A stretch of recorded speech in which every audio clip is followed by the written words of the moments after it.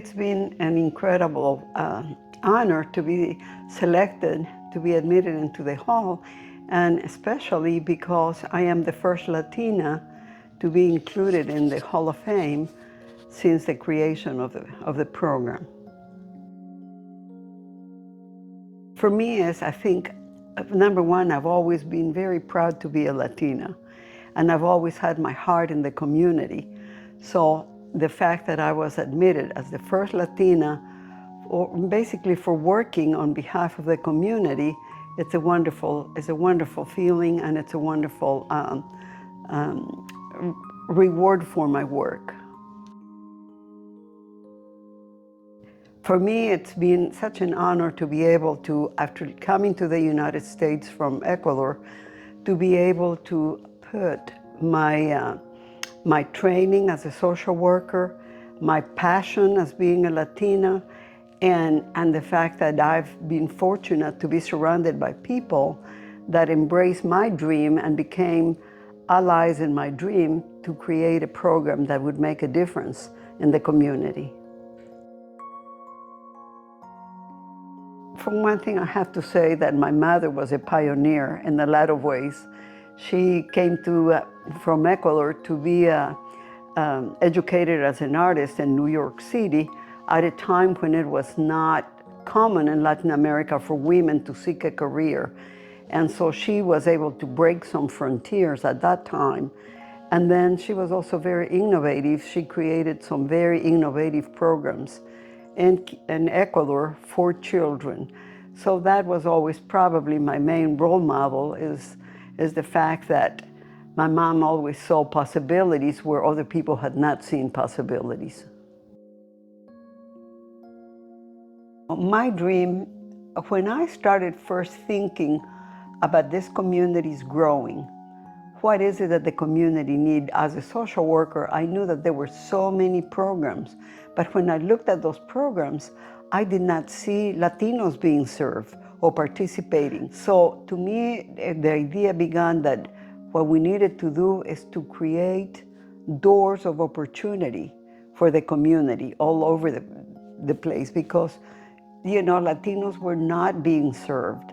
And it wasn't that people did not want to serve Latinos often, it was that they didn't know how to reach Latinos, and Latinos didn't know how to reach the programs. So it was an idea to create a program that would help create awareness about the needs in the Latino community, but also help the larger community establish a connection with the Latino community. So it kind of worked both ways.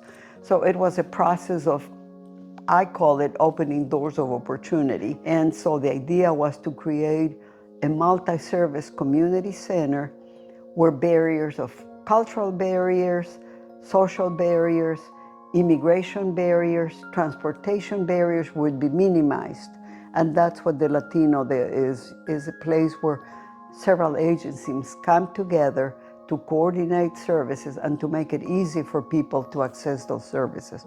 So that was the dream, is to create some kind of a program, a multi-service community center that minimized barriers for people to be served. One of the things that I think I was able to do is I was able to get so excited about my dream and my vision that other people became part of that dream and also embraced it as their dream, because creating a program like the agency would not have been possible for just one person. So I think I was surrounded by a lot of wonderful people in the community that helped me create that vision. And then I think I was very fortunate in hiring people who also share my passion and my vision, and were able to work in a way that it kept the programs going effectively and kept the agency going. It's very difficult to mention any specific names because there were so many people, and I'm afraid to, leave anybody out. But there was a group of people that believed in the dream and that helped, and some of them were Latinos, some of them were not.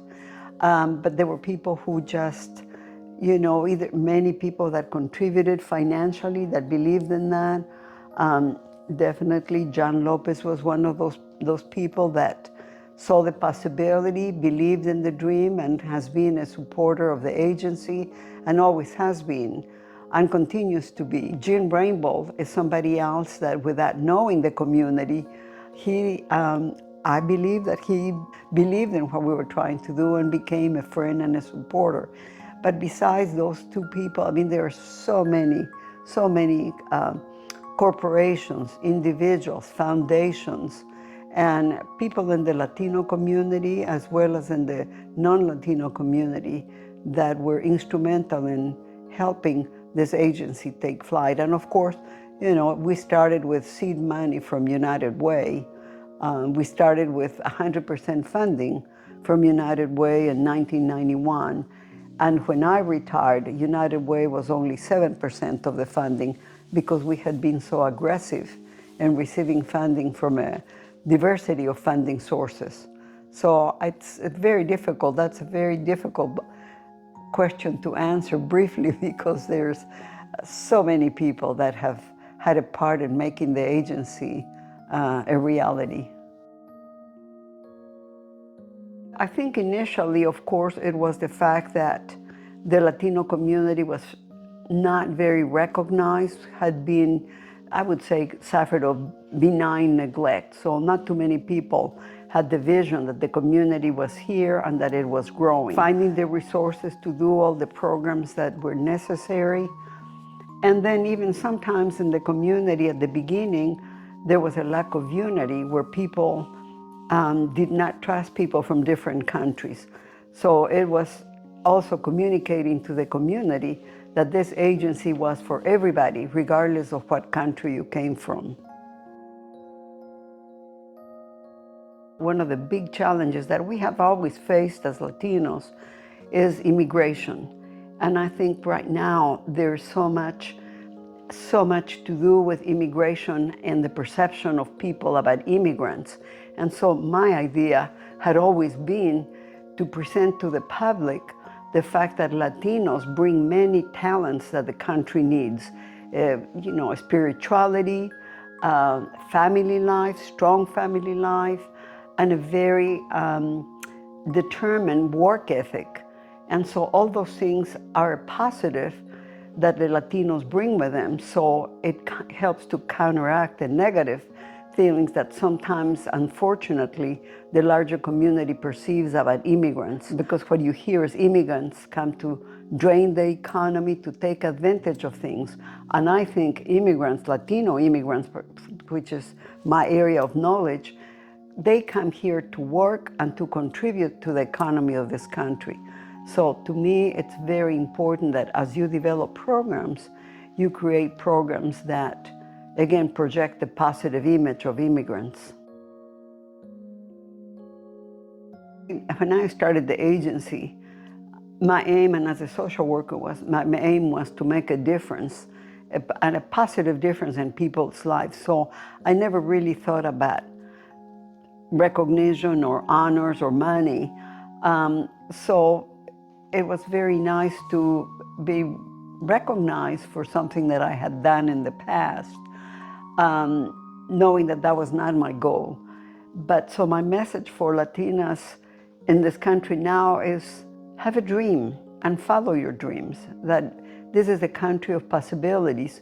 And also, sometimes you have to be careful that you need to have perseverance, because it doesn't come easy sometimes, but it is possible. So have a dream, believe in your dream, and work at it.